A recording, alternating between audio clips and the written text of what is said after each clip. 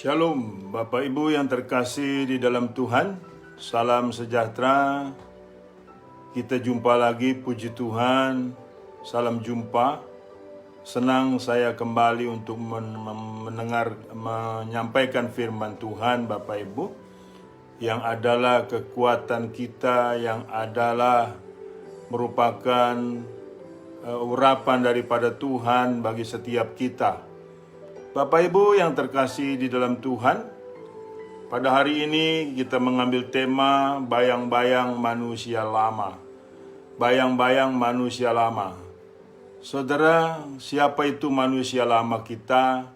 Kemudian seberapa berbahayanya manusia lama itu nanti kita akan kupas lebih dalam, lebih luas. Bapak Ibu yang terkasih di dalam Tuhan, kita berdoa terlebih dahulu. Terpujilah namamu Bapa Surgawi yang kami sembah dalam nama Tuhan Yesus. Kami mengucap syukur jikalau hari ini kembali boleh mendengar firman-Mu, diajar dengan kehendak-Mu untuk dibentuk seturut rencana-Mu, sehingga hidup kami tetap di dalam kasih karunia-Mu yang kekal selama-lamanya. Terima kasih Bapa, dalam nama Tuhan Yesus kami berdoa bersyukur. Haleluya, amin. Bapak Ibu yang terkasih dalam Tuhan, kali ini kita bicara mengenai bayang-bayang manusia lama. Sangat disayangkan saudara, manusia lama, orang-orang Kristen itu menganggap sepele. Dia menganggap sepele manusia lamanya, mentang-mentang sudah diselamatkan dan tidak waspada. Ini sangat berbahaya Bapak Ibu, manusia lama ini sangat berbahaya. Dia bukan hanya sekedar jadi bayang-bayang, dia akan menjadi bayang-bayang maut kalau kita kondisinya menyepelekan dan tidak mewaspadainya. Karena saudaraku, manusia lama itu melekat beberapa hal yang patut dan perlu kita ketahui supaya kita tidak menganggap sepele. Jadi anggap saja khotbah saya di hari ini atau di selanjutnya adalah penggalan perjalanan hidup Bapak Ibu dalam rohanimu. Jangan sampai garis akhirnya engkau gagal. Jadi kita perlu waspada. Jikalau engkau menyepelekan manusia lamamu, engkau dalam kondisi berbahaya. Yang pertama saudaraku, manusia lama itu apa? Yang pertama, manusia lama itu melekat dosa. Manusia itu melekat dosa. Manusia lama kita melekat dosa. Saya ambil dalam Roma 6 ayat 1-7, Roma 6 ayat 1. Jika demikian, apakah yang hendak kita katakan? Bolehkah kita bertekun dalam dosa supaya semakin bertambah kasih karunia itu? Sekali-kali tidak. Bukankah kita telah mati bagi dosa? Bagaimanakah kita masih dapat hidup di dalamnya? Atau tidak tahukah kamu bahwa kita semua yang telah dibaptis dalam Kristus telah dibaptis dalam kematiannya? Dengan demikian, kita telah dikuburkan bersama-sama dengan Dia oleh baptisan dalam kematian, supaya sama seperti Kristus telah dibangkitkan dari antara orang mati oleh kemuliaan Bapa, demikian juga kita akan hidup dalam hidup yang baru. Sebab jika kita telah menjadi satu dengan apa yang sama dengan kematiannya, kita juga akan menjadi satu dengan apa yang sama dengan kebangkitannya. Karena itu kita tahu bahwa manusia lama kita telah turut disalibkan, supaya tubuh dosa kita hilang kuasanya, agar jangan kita menghambakan diri lagi kepada dosa, sebab siapa yang telah mati, ia telah bebas dari dosa. Firman Tuhan ini sangat jelas sekali saudaraku. Manusia lama yang melekat dosa itu sudah harus dibuang, sudah harus dienyahkan dalam kehidupan kita. Kalau tidak demikian kondisinya Bapak Ibu, percuma Anda dibaptis. Percuma Anda mengaku Yesus Tuhan. Iya dong. Jelas percuma. Manusia lamamu masih hidup, berarti baptisan yang engkau lakukan itu kau sia-siakan maknanya. Engkau sia-siakan percayanya. Engkau sia-siakan kuasanya. Ini kan berbahaya Bapak Ibu. Jadi tatkala manusia lama kita yang melekat dosa masih kita biarkan hidup, kondisinya saudaraku di dalam hidup kita, ya kita menampik nilai-nilai baptisan, nilai-nilai kebangkitan Tuhan, ya kan, nilai-nilai kematian Tuhan. Nah inilah kondisi yang terjadi. Makanya banyak orang Kristen, saudaraku, sebetulnya kalau kita lihat-lihat, kalau kita amati, terlalu banyak buang waktu, saudaraku, di dalam kondisi membereskan manusia lamanya. Pertanyaan selanjutnya adalah, sedangkan kita tidak tahu kapan mati. Iya toh? Jadi waktu yang terbuang itu tidak akan pernah kembali lagi. Jadi jangan bilang entar saja saya bertobat, besok saja bertobat, lain kali saja bertobat. Oh, tidak bisa, saudaraku. Tidak bisa, saudaraku. Dia kan sama saja engkau tidak mau untuk mengakui, tidak mau beriman bahwa hidup di dalam Kristus itu adalah hidup dalam pertobatan. Hidup di dalam kondisi perubahan. Yang lama sudah berlalu, yang baru sudah datang. Jadi hati-hati, manusia lama kita itu yang melekat dosa. Jadi mengetarainya gampang, saudaraku. Tatkala engkau berbuat dosa, itu manusia lamamu masih bercokol. Masih kau biarkan hidup di dalam kehidupanmu. Nanti pada akhirnya ke depannya, saudaraku. Selanjutnya, finishingnya, keselamatan yang engkau miliki katanya bisa hilang. Jangan ternina-bobokan atau terbuai, saudaraku, dengan anugerah-anugerah yang disuntikan di dalam pikiran kita bahwa saya diselamatkan. Hati-hati, saudaraku. Kalau engkau tidak bertobat, upah dosa adalah maut. Jadi, saudaraku, manusia lama kita yang melekat dosa ini, itu harus dienyahkan dalam hidup kita. Yang sebab iblis akan memakai lagi kondisi itu, saudaraku. Ya kan, untuk kita kembali lagi kepada manusia lama. Seperti babi kembali kepada kubangannya, seperti anjing kembali memakan muntahnya. Ini sangat mengerikan, Bapak Ibu. Jadi tanggung jawab kita harus ada terhadap mewaspadai manusia lama kita. Jikalau kita lost control atas manusia lama kita yang melekat dosa, makanya banyak orang Kristen jatuh bangun terus di dalam dosa, saudaraku. Waktunya banyak tersita di situ, saudaraku. Sayang sekali.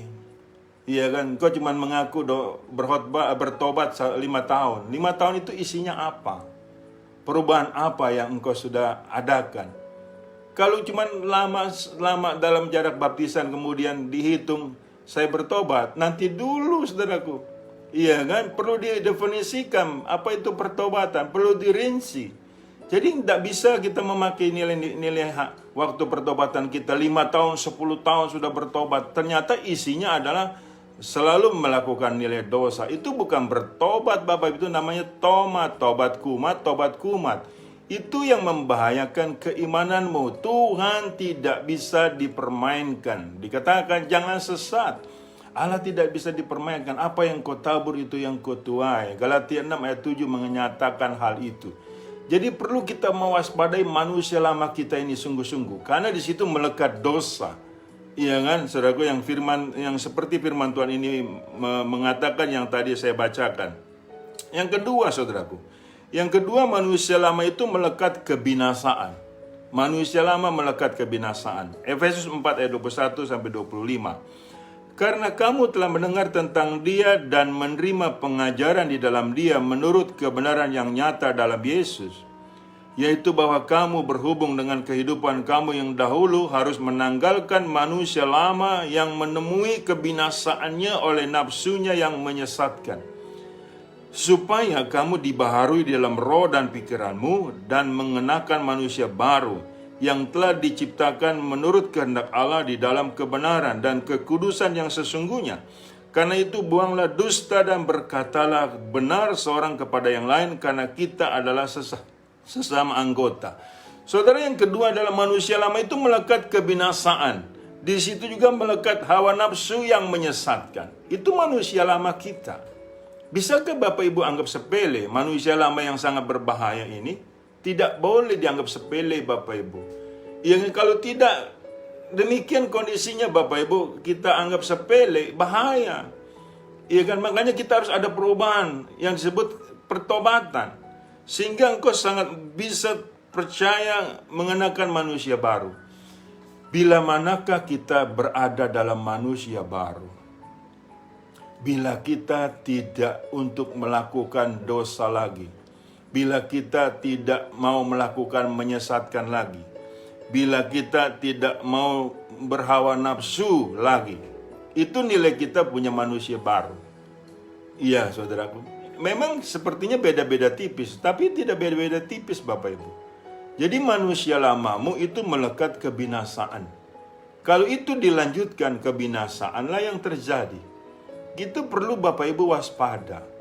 Ini saya ingatkan kepada kita sekalian, termasuk juga kepada diri saya. Perlu hati-hati, saudaraku. Jangan lagi kita mengumbar hawa nafsu yang menyesatkan, kebejatan, kenajisan, kelicikan. Tidak boleh, saudaraku. Iya kan, memang firman Tuhan ini berkata sangat pedas, tetapi demi kebaikan kita. Seringkali kita berucap, kita harus menjadi manusia baru. Iya kan, manusia baru itu apa sebetulnya? Di sini dijelaskan oleh firman Tuhan bahwa kita meninggalkan atau menanggalkan nilai-nilai manusia lama kita yang menyesatkan, supaya kamu dibaharui di dalam roh dan pikiranmu. Jadi dalam roh kita, dalam pikiran kita itu tidak ada lagi terbersit sedikit pun untuk hal berhawa nafsu. Jaga pikiranmu, jaga hatimu, jaga rohanimu dalam kekudusan. Itu manusia baru. Jangan sampai kita hanya pandai berucap, tetapi kita tidak tahu, tidak mengerti apa yang kita ucapkan. Saya banyak melihat orang Kristen seperti itu. Dia pandai sekali berucap firman Tuhan, saudara. Begitu fasihnya firman Tuhan keluar dari mulutnya, tetapi tidak di dalam perbuatannya. Jadi itu namanya munafik, saudara. Apakah hidup dalam munafik Tuhan biarkan? Tidak bisa. Tidak bisa, saudara. Tuhan tidak membiarkan orang hidup dalam kemunafikan. Kita mesti serius, Bapak Ibu. Kita mesti serius. Manusia seperti uap, saudaraku. Jadi kita jangan sampai, iya kan, tersergap lagi ataupun melekat lagi manusia lama kita yang menuju kepada kebinasaan. Itu akan membahayakan perjalanan rohani kita. Kita tidak boleh anggap sepele. Iya kan? Kembali lagi saya ingatkan. Terlalu lama banyak orang Kristen buang-buang waktu hanya membereskan manusia lamanya. Sering mendengar keluhan, Pak Pendeta, sukar ya untuk bertobat, Pak Pendeta. Ujian itu rasanya berat. Ujian itu rasanya kuat sekali menguji saya. Saya jatuh lagi dalam dosa, Pak Pendeta. Dalam hati saya nih, kalau saya mau kasar, gelap, emang gua pikirin. Iya kan? Saudaraku, mendengar keluhan-keluhan semacam ini, sebetulnya jujur ya Bapak Ibu, enak, saudaraku. Iya kan? Saya lihat dari umur, lihat dari nilai-nilai nama Kristen. Iya kan? Tetapi saudaraku, kenapa tak berdaya dengan manusia lamamu? Engkau harus bergerak. Iya kan? Bergerak, berbalik arah. Harus mau dengan sungguh-sungguh. Loh, kalau engkau sungguh-sungguh bikin dosa, kenapa nggak mau sungguh-sungguh bikin pertobatan? Iya kan, malah minta bantuan pendeta untuk didoakan. Kalau saya malas doain orang semacam ini. Kenapa? Karena dia sendiri nggak mau berupaya. Dia sendiri nggak mau berusaha. Tidak bisa, saudaraku. Ingat, tatkala engkau tahu manusia lamamu melekat kebinasaan, harusnya engkau itu jauh dari kondisi itu. Menjauh dari manusia lamamu. Jangan seperti babi kembali kepada kubangannya. Jangan seperti anjing memakan muntahnya, saudaraku. Nah, ini yang sangat mengerikan. Iya kan? Jangan sampai kita diperdaya dengan sekali selamat tetap selamat, saudaraku. Repot itu. Iya kan? Bapak Ibu mau coba ya. Saya kasih tahu, coba. Hilangkan larangan-larangan dari Tuhan yang di Alkitabmu. Apa jadinya? Tolong pikirkan dengan matang. Atau abaikan yang Tuhan larang, yang ditulis di Alkitabmu. Abaikan, silakan. Apa jadinya? Nah, ini sebetulnya saudaraku, ada pengajaran seperti itu. Seolah-olah kita boleh mengabaikan larangan dari Tuhan. Yang Tuhan bilang jangan. Kita nggak bisa mengabaikan hal itu, Bapak Ibu. Jangan main-main kamu. Jangan main-main, saudaraku. Iya kan? Kita tidak bisa menghilangkan nilai-nilai yang Tuhan bilang jangan. Kita harus patuh. Patuh, kalau Tuhan bilang jangan, ya jangan kita lakukan. Sebab itu nilai manusia lama kita, saudaraku, yang menuju kepada kebinasaan, saudaraku. Yang ketiga, saudaraku, manusia lama kita melekat kedurhakaan. Manusia lama melekat kedurhakaan.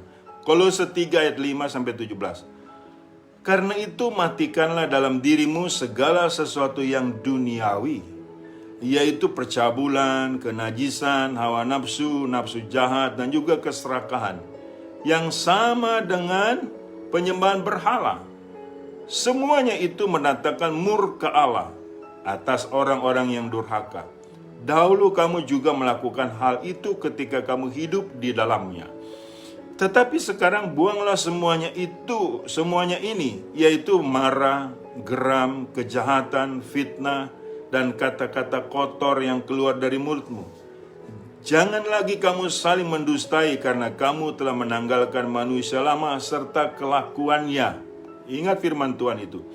Dan telah mengenakan manusia baru yang terus-menerus diperbaharui untuk memperoleh pengetahuan yang benar menurut gambar haliknya. Dalam hal ini tiada lagi orang Yunani atau orang Yahudi, orang bersunat atau orang yang tak bersunat, orang barbar atau orang Skit, budak atau orang merdeka. Tetapi Kristus adalah semua dan di dalam segala sesuatu. Karena itu sebagai orang-orang pilihan Allah yang dikuduskan dan dikasihinya, kenakanlah belas kasihan.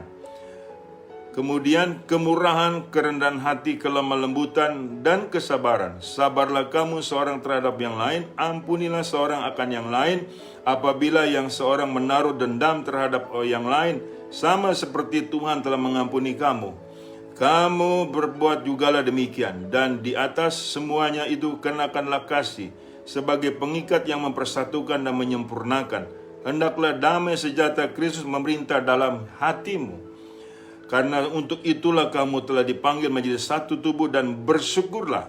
Hendaklah perkataan Kristus diam dengan segala kekayaannya di antara kamu, sehingga kamu dengan segala hikmat mengajar dan menegur seorang akan yang lain, dan sambil menyanyikan puji mazmur dan puji-pujian dan nyanyian rohani, kamu mengucap syukur kepada Allah di dalam hatimu, dan segala sesuatu yang kamu lakukan dengan perkataan atau perbuatan, lakukanlah semuanya itu dalam nama Tuhan Yesus Kristus, sambil mengucap syukur oleh Dia kepada Allah Bapa kita. Saudara lihat, manusia lama yang ketiga adalah melekat kedurhakaan. Ini harus dihentikan, ini harus dibuang, saudaraku. Iya kan? Kedurhakaan itu tidak boleh lagi kita lakukan. Tidak boleh lagi kita bertekun di situ. Kita justru harus bertekun stabil, konsisten di dalam kebenaran firman Tuhan. Sebab di dalam diri kita ada kepenuhan Allah. Ada nilai-nilai Roh Kudus yang menghidupkan kita, karena Roh Kudus adalah roh kebenaran. Bagaimana bisa kita hidup masih dalam durhaka? Ada 5-6 anak muda yang dilaporkan orang tuanya, Bapak Ibu, kepada saya, bahwa dia melawan orang tuanya. Pada saat dikasih nasihat, kenapa bisa demikian? Orang Kristen semacam ini kurang ajar. Dia, kenapa? Karena mereka pikir tidak ada hukuman lagi. Karena mereka berpikir mereka telah diselamatkan. Itu sesat, saudaraku. Saya bilang, saya bisa gak ngomong sama anakmu? Saya bilang, kalau bisa, saya bilang, wah, saya akan tegur keras, Bapak Ibu. Iya kan? Nah, makanya dalam setiap kita tidak boleh ada nilai kedurhakaan. Itu manusia lama, dan akan menuju kepada nilai kebinasaan, dan tidak ada nilai pembaharuan. Iya kan? Tetap aja, saudara, cuman namanya doang Kristen, namanya doang sudah dibaptis. Seringkali sertifikat baptisan, Bapak Ibu, begitu pentingnya. Sementara nilai-nilai pertobatannya kagak penting. Emang sertifikat baptisanmu dibawa ke sorga. Nah, ini yang patut kita renungkan sebagai umat Tuhan. Ini yang patut kita benar-benar patuhi apa yang Tuhan inginkan. Jangan lagi melekat manusia lama kita yang di dalam kedurhakaan. Tidak boleh ada nilai kedurhakaan, tidak boleh ada nilai kenajisan, keduniawian, hawa nafsu, nafsu jahat, percabulan, keserakahan, penyembahan berhala. Tidak boleh. Itu manusia lamamu. Yang mungkin sebelum jadi Kristen, berhala, iya kan, manusia lamamu, kepercayaan lama, nggak boleh lagi, saudara. Kita harus mengadakan satu nilai batasan yang sangat jelas. Jangan kompromi Bapak Ibu.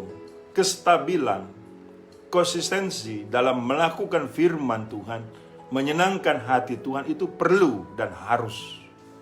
Sedikit pun jangan sampai hilang kewaspadaanmu untuk nilai-nilai kebenaran.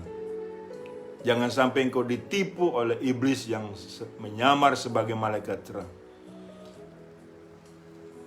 Jikalau banyak seringkali, saudaraku, saya melihat tampilan-tampilan kedurhakaan didemonstrasikan oleh banyak orang Kristen di dalam rumah tangganya, di dalam pergaulannya, itu saudaraku keterlaluan. Dia nggak menyadari akhir hidupnya akan terhilang. Bukan setiap orang yang berseru kepadaku Tuhan, Tuhan yang akan masuk dalam kerajaan surga, tetapi yang melainkan melakukan kehendak Bapakku yang di surga. Ini penting Bapak Ibu. Firman Tuhan ini berkata tegas dan jelas. Jangan sampai firman Tuhan ini hanya sebagai nilai lip service. Iya kan? Kita hanya sebagai nilai gagah-gagahan. Katanya sebagai orang benar, ternyata kenyataannya sebagai orang tidak benar. Tidak bisa, ya di atas ya, tidak di atas tidak. Lebih daripada itu berasal dari si jahat. Ingat Bapak Ibu baik-baik. Yang keempat, yang terakhir. Manusia lama melekat kefasikan. Titus pasal 2 ayat 11 sampai 12. Titus pasal 2. Karena kasih karunia Allah yang menyelamatkan semua manusia sudah nyata. Ia mendidik kita supaya kita meninggalkan kefasikan dan keinginan-keinginan duniawi, dan supaya kita hidup bijaksana, adil, dan beribadah di dalam dunia sekarang ini. Sekarang pengertian ini akan saya balik. Jika engkau masih melakukan kefasikan, berarti kasih karunia Allah yang engkau adakan, yang engkau terima itu tidak nyata. Kalau engkau menyatakan kasih karunia Tuhan itu nyata dalam hidupmu, nyatakan dalam hal menghilangkan kefasikan, menghilangkan manusia lamamu. Ayat-ayat yang lain juga yang tadi nomor 3, nomor poin 3, poin 2, poin 1, engkau balik begitu, tidak apa-apa. Jika saya masih dalam manusia lama, berarti tidak ada nilai baptisan. Tidak ada nilai kematian Tuhan, tidak ada nilai kebangkitan Tuhan. Begitu saja, saudara. Iya dong. Sebab apa ya saudaraku? Sebab saudaraku, pertobatan itu hasil dari baptisan, hasil daripada karya Tuhan. Muncul pertobatan. Kalau pertobatan hasilnya tidak ada, berarti kau meniadakan hal-hal apa yang Tuhan sudah kerjakan. Apakah itu tidak kurang ajar Bapak Ibu? Ibrani pasal 10 kalau tidak salah ayat 26, nanti Bapak Ibu baca di rumah baik-baik, perlahan-lahan. Saya baca firman Tuhan tuh begitu Bapak Ibu. Saya merenungkan dengan nilai terbalik. Jadi jika tidak ada hasil, maka sia-sialah karya Tuhan. Iya kan? Bapak Ibu mau mengatakan itu, mau nyatakan itu dalam hidupmu. Hidup kita ini sebetulnya adalah hasil karya Yesus Kristus. Hasil karya Yesus Kristus, hasil karya kematian di atas kayu salib, hasil karya kebangkitannya Bapak Ibu. Makanya itu semua berada dalam baptisan. Baptisan bukan hanya simbolik Bapak Ibu, tapi itu sakramen. Banyak orang Kristen, makanya banyak dicibir. Iya kan? Sebab manusia di sekeliling kita itu cuma lihat ujungnya Bapak Ibu, ujungnya kita. Kita seringkali gembar-gembor menjadi anak Tuhan, seringkali kita bilang anak Tuhan. Cuman kita, termasuk saya cuma amati saja kelakuannya. Nanti akhirnya orang tersebut atau saya pun saya balik. Oh begitu anak Tuhan kelakuannya. Nggak pantas, nggak cocok. Iya kan? Nah kita pun harus begitu punya pengertiannya. Kau gembar-gemborkan kasih karunia, tetapi hidupmu masih dalam kekacauan, kebejatan, dalam kenajisan. Apa arti kasih karunia? Jangan main-main Bapak Ibu. Iya itu. Jangan sampai kita dibawa dalam kondisi tidak tahu mana yang dari Tuhan, mana yang bukan. Roma 12 ayat 1 dan 2. Supaya kita paham Bapak Ibu. Banyak orang Kristen menihilkan karya Yesus Kristus dengan kelakuannya. Makanya Yakobus dengan tegas di pasal 4 ayat 17. Engkau punya iman, aku punya perbuatan. Buktikan imanmu dengan perbuatan. Yang saya akan buktikan iman saya dengan perbuatan. Mati nggak digitukan, saudaraku? Ya kan? Saudara, kalau kita digituin orang bagaimana? Jangan bilang, ya nanti aja lah Pak, kalau bertobat kan ada waktunya. Kau pandai bicara, kau bertobat ada waktunya. Sok tahu namanya, saudaraku. Waktu kau mati tahu nggak tahu toh? Kalau nggak tahu waktu kita mati, jangan kita bilang ada waktunya. Iya kan? Justru pertobatan itu sesegera mungkin dilaksanakan. Supaya nilai-nilai Kristus kau akui, kau percayai, kau imani, hidup di dalam kehidupanmu. Bapak Ibu yang terkasih di dalam Tuhan, hati-hati dengan manusia lama kita. Karena bayang-bayang manusia lama ini akan berubah menjadi bayang-bayang maut. Upah dosa adalah maut. Karena manusia lama kita melekat dosa. Manusia lama kita melekat kedurhakaan. Manusia lama kita melekat kebinasaan. Manusia lama kita melekat kefasikan. Ingat baik, kalau ada 4 unsur di situ yang masih kita lakukan, kamu hidup masih menjadi manusia lama. Jangan pakai gaya humanis. Ya Pak Pendeta, kita kan masih manusia juga Pak Pendeta. Namanya hidup masih dalam dunia ini, maklum sajalah kalau berbuat dosa. Ya silakan kau mengatakan dan punya pendapat seperti itu. Iblis dengar itu, iblis tahu itu. Oh, berarti engkau tidak tegas. Berarti engkau punya nilai-nilai kompromi yang sangat luar biasa. Apalagi kau kemas pengampunan otomatis, lebih parah lagi, saudara. Memang pengampunan itu kita yang buat, dari Tuhan lah. Ya, hak Tuhan mengampuni kita, hak Tuhan pula menghakimi. Jangan kita kebiri Tuhan dengan menghilangkan hukum-hukumnya. Hanya kita mengambil nilai-nilai yang enak-enaknya saja. Oh, tidak bisa, itu orang durhaka, saudaraku. Orang durhaka. Orang durhaka, saudaraku. Hati-hati, saudaraku. Iya kan, kita perlu hati-hati dalam hal ini.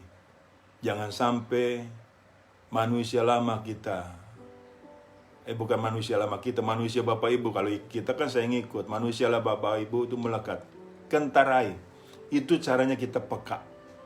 Kalau Bapak Ibu tanya, manusia lama itu apa sih Pak Pendeta? Nah itu, dibuktikan dengan perbuatan-perbuatan, itu manusia lamamu.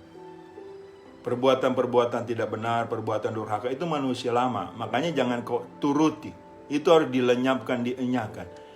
Yang lama sudah berlalu, yang baru sudah datang. Melalui baptisan, kita mati bersama Kristus, bangkit bersama Kristus. Haleluya. Puji Tuhan. Saya percaya khotbah saya, firman Tuhan yang saya sampaikan tidak sia-sia. Saya percaya Bapak Ibu bertumbuh dewasa dan tidak mempermainkan pertobatanmu. Tidak mempermainkan karya Tuhan di atas kayu salib. Dia mengampuni dosa kita, mati di atas kayu salib dan bangkit. Kita pun mengalami hal yang sama. Puji Tuhan, Tuhan Yesus memberkati. Saya berdoa, Bapa Surgawi, aku sudah menyampaikan firman-Mu yang untuk kami berhati-hati dalam bayang-bayang manusia lama yang tidak bisa kami anggap sepele. Karena manusia lama banyak terbukti menggocok umat Tuhan, mengalahkan umat Tuhan. Kami tidak mau Tuhan seperti itu. Kami ingin berkemenangan lebih dari pemenang. Firman-Mu tidak pernah kembali dengan sia-sia. Firman-Mu inilah yang kami pegang, yang kami percaya, yang kami lakukan. Terima kasih Bapa, berkati seluruh jemaat-Mu dimanapun mereka berada. Agar mereka tetap setia menjadi manusia baru. Yang lama sudah berlalu, yang baru sudah datang. Sehingga mereka dan kamilah menjadi saksi-Mu atas karya-Mu, hasil nilai-nilai pengampunan Tuhan. Terima kasih Bapa, dalam nama Tuhan Yesus kami sudah berdoa mengucap syukur. Haleluya, amin. Bapak Ibu yang terkasih di dalam Tuhan, terimalah berkat dari Allah Bapa di dalam cinta kasih Tuhan kita Yesus Kristus, di dalam persekutuan dengan Roh Kudus yang selalu menyertai kita mulai dari saat ini sampai Maranatha. Tuhan Yesus datang kali yang kedua menyebut kita dalam kemuliaan-Nya dan kita pun layak menerima kemuliaan Tuhan dari kekal sampai kekal. Tuhan Yesus memberkati. Shalom. Haleluya.